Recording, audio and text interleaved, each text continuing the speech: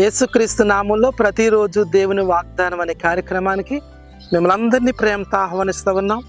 ఈ ఉదయకాల సమయంలో దేవుని యొక్క సన్నిధి, ప్రసన్నత, ఆశీర్వాదం మీ కుటుంబాల్లోనికి వచ్చును గాక. అనుక్షణము ప్రతిరోజు కూడా ఈ వాగ్దానాలు మీ కొరకు అందిస్తూ ఉన్నాం. అనేక మంది దీవించబడుతున్నారు, ఆశీర్వదించబడుతున్నారు. అద్భుతమైన సాక్ష్యాలు ప్రభువారు మనకిస్తూ ఉన్నారు. వాటన్నిటిని బట్టి ప్రభుని స్తుతిస్తూ ఉన్నాం. ప్రార్థన చేసుకోండి, వాక్యం చదవండి, ఇచ్చిన వాగ్దానాలన్నీ ఎత్తుపట్టి ప్రార్థన చేయండి. తప్పక దేవుడు మన జీవితాల్లో, మన కుటుంబాల్లో అద్భుతాలు చేస్తాడు, మనల్ని బలపరుస్తాడు, దీవిస్తాడు. ఈ ఉదయకాల సమయంలో కూడా దేవుడు అద్భుతమైన వాగ్దానం ఇస్తున్నారు. రండి వాగ్దానం చదువుకుందాం. కీర్తనల గ్రంథము 77వ కీర్తన 14వ వచనం. ఆశ్చర్యక్రియలు జరిగించు దేవుడవు నీవే, జనములలో నీ శక్తిని నీవు ప్రత్యక్షపరచుకొని ఉన్నావు. హల్లెలూయా.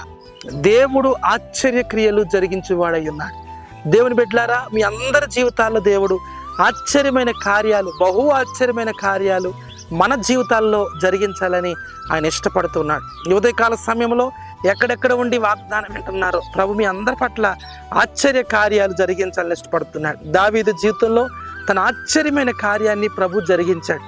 ఎవరు ఊహించని కార్యాన్ని దేవుడు చేశాడు. ఆయన మీద ఆధారపడినప్పుడు, ఆయన మీద విశ్వాసం ఉంచినప్పుడు, ఆయన మీద నమ్మిక ఉంచినప్పుడు, ప్రభువే సమస్తమని ఆధారపడినప్పుడు దేవుడు తప్పక మన జీవితాల్లో కార్యాన్ని జరిగించగలిగిన వాడు. ఇక్కడ చెప్తున్నాడు, ఆశ్చర్య క్రియలు జరిగించేవాడవు నీవే. అవును, దేవుడు ఒక్కడే ఆశ్చర్య కార్యాలు చేయగలిగిన వాడు. మన జీవిత పరిస్థితులను, మన గమనాన్ని మార్చగలిగిన దేవుడు. మన జీవితంలో అభివృద్ధిని, మన వ్యాపారంలో అభివృద్ధిని, మన బ్రతుకుల అభివృద్ధిని, సమస్తాన్ని కలుగ చేయగలిగిన వాడు ప్రభు అయిన క్రీస్తు.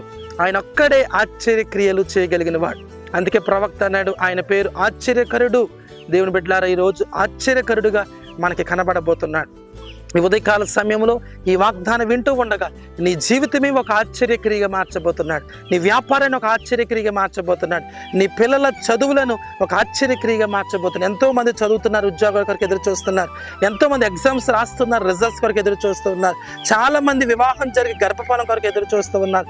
అన్ని రకాల్లో, అన్ని కోణాల్లో దేవునికి ఆశ్చర్య కార్యం కొరకు మీరు ఎదురు చూస్తూ ఉండగా ప్రభు ఈరోజు ఉదయకాల సమయంలో ఈ వాగ్దానం ఇస్తున్నాడు. ఆశ్చర్య క్రియలు చేయువాడవు నీవే. దేవుని బిడ్డలారా, ఆయన ఒక్కడే ఆశ్చర్య కార్యాలు, అద్భుతమైన కార్యాలు, మహిమ కలిగిన కార్యాలు చేయగలిగిన వాడు గనుక ఆయన మీద ఆధారపడి ప్రార్థన చేసినప్పుడు మన బ్రతుకులో కూడా ఆశ్చర్య కార్యం జరిగిస్తాడు. నీ భర్త మారడనుకుంటున్నావు, నీ భార్య మారదనుకుంటున్నావు, పిల్లలు నా మాట వినరనుకుంటున్నావు, నాకు కార్యం జరగలేదనుకుంటున్నావు, ఏంటి నా పరిస్థితి అనుకుంటున్నావు, ఏంటి నాకు ఈ అప్పులు, ఈ శ్రమలు, కష్టాలు, ఇల్లు లేదు, స్థలం లేదు, కోర్టు కేసులు, ఏంటి అనే ప్రశ్న నీలో ఉందా? భయపడొద్దు, ప్రభు అంటున్నాడు ఆశ్చర్య క్రియలు చేయవాడు దేవుడు. ఈరోజు నీ జీవితంలో ఈ వాగ్దానాన్ని బట్టి ఆశ్చర్యమైన క్రియను, ఆశ్చర్యమైన కార్యాన్ని, మహిమగల కార్యాన్ని పరిశుద్ధాత్మ దేవుడు జరిగిస్తూ ఉండగా ఈ ఉదయకాల సమయంలో నాతో పాటు ప్రార్థన లేఖించండి. ఒక ఆశ్చర్యమైన క్రియ నీ జీవితంలో, నీ బ్రతుకులో ఈరోజు జరగబోతుంది. ప్రార్థన చేసుకుందాం. పరిశుద్ధము నమ్మకమైన తండ్రి, మీకు వందనాలు ప్రభువా. ఎంతమంది వాగ్దానం విన్నారు ప్రభువా. ఆశ్చర్య క్రియలు చేయువాడువు నీవే అని మాట్లాడి ఉన్నాం.